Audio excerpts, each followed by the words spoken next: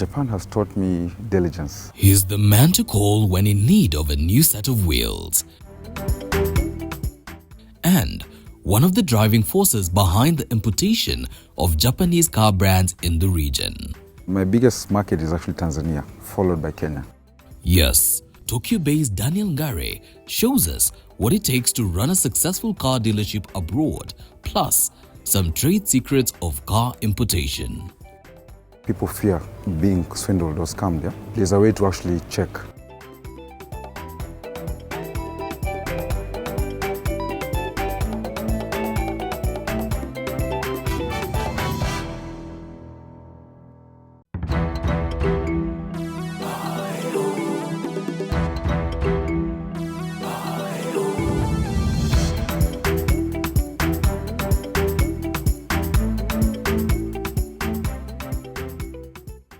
If you've ever lived in Kenya, then you definitely know the phrase, "The car in front is always a Toyota."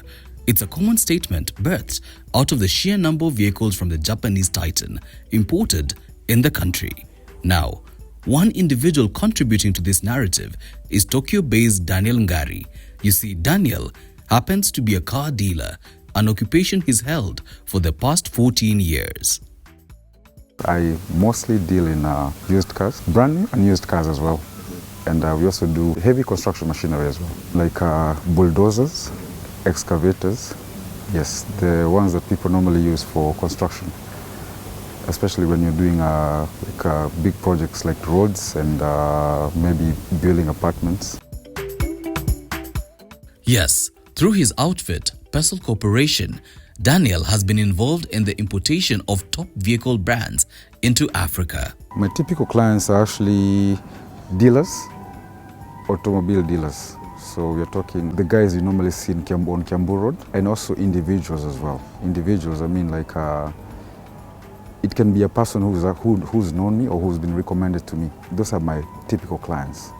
But I mostly get a lot of recommendations from past clients, yeah, who liked my service and then they want to recommend someone to us or to my services. My biggest market is actually Tanzania, followed by Kenya. But I would love for Kenya also to be our big market, our biggest market, yeah. Actually, we do a lot of individuals from the government in Tanzania. We sell a lot of cars to them.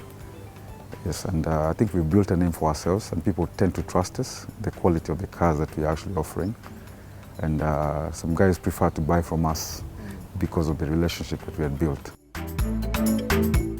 This is Daniel's 14th year since beginning operations under Pestle, utilizing his vast experience as an employee. Previously, I was working for another Japanese dealer who is actually located here in Japan, and I'd worked for them for more than 8 years. But I was still handling the same markets. I was handling the Kenyan market, the Tanzanian market, Caribbean, and other markets, which I'm still handling today, to date. This know-how is what inspired Pestle, a dream that came up out of opportunity meeting preparation. So mke wangu actually alipewa kazi na Wajapani Dar es Salaam. So mwaka wa 2011 tukakuwa posted Japan. Actually sisi ndio tulikuwa pioneers wa kwanza kufungua ofisi za Japanese companies opening a local office in Tanzania. So kule tukajenga urafiki na tukajenga trust ya. So ile trust kidogo imetusaidia sana na wateja wa Tanzania. I believe Tanzanians wanapenda mtu ambaye yuko trustworthy.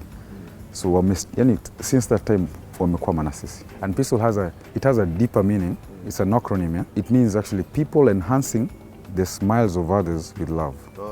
That is what it means.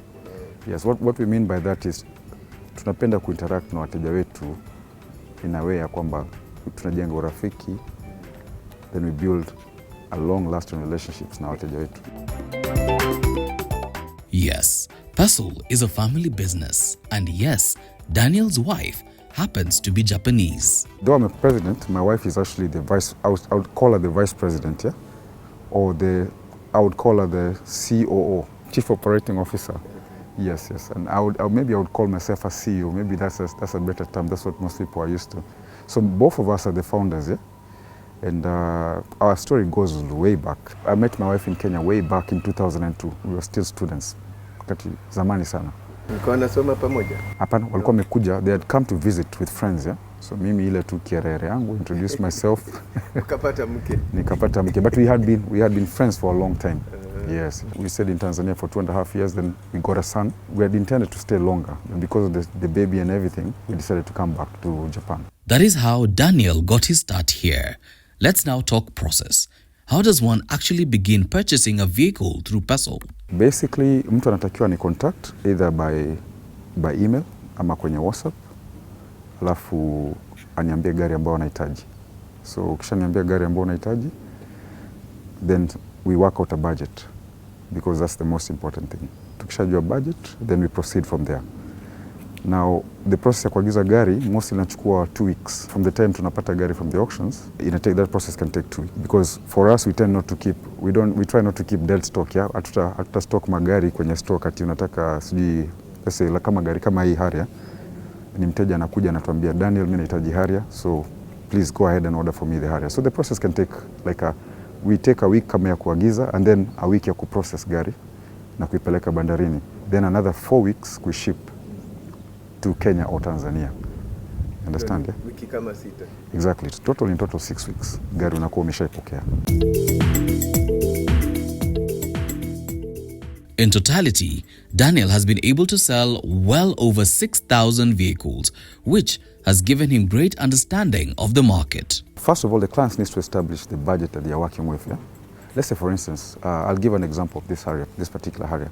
This Harrier will sell, I think in Kenya right now it's selling at around 3.2 million. But in terms of duties, you still have to pay KRA, or kama in Tanzania, you have to pay TRA. You still have to pay duties, local duty. So the guiding principle ni the main budget. We need to know that budget. And then we work with the duties, and then we work backwards. We get the final, iterate a C&F price, cost and freight to Mombasa. And when it comes to the do's and don'ts, don't go beyond a certain mileage, let's say maybe 50 or maybe 100. Don't go beyond 100. Clients need to understand that they are legitimate Japanese companies, because people fear being swindled or scammed. Yeah? There's a way to actually check. This is why I have to educate Kenyans today. Number one, there's a portal where all companies in Japan, companies registered in Japan are. So you need to ask the dealer to give you a certain number. It's called the Hojin Bango, or the corporation number. So you need to ask the dealer to give you that number if you're not sure of the dealer. Number two, you need to check the website. If the website doesn't have a .jp or a .co.jp, you have to be careful. Not all companies, of course, are unfaithful, but you need to check those things. You need to confirm that this person has the relevant licenses. You don't want to buy something that's stolen or something that is unvouched, So you try to do that, as I recommend this for all clients from Kenya or from any other country. Daniel has indeed come a long way from his days as a packaging designer. His driving force, a passion for taking the road less traveled on, something that he would want to see more Kenyans do. I would love for the Kenyans actually to explore a different market. Magari, yes, are good and everything, but I would also love for Kenyans also to try the machineries as well. Yes, and also I would love for Kenyans to also try to, especially some cars which are rare cars, yeah? I would love to introduce some of these cars to Kenyans as well. Daniel's story is one of seizing opportunities and being bold enough to venture into unknown territories, a trait that he says has come full circle. And from his time here, this is what he has to say about daring in Japan. Japan has taught me diligence, kuvumilia. What I mean by that is just the small effort that you put in, that pays off eventually. So, the next time you find yourself in need of a car, you know who to call.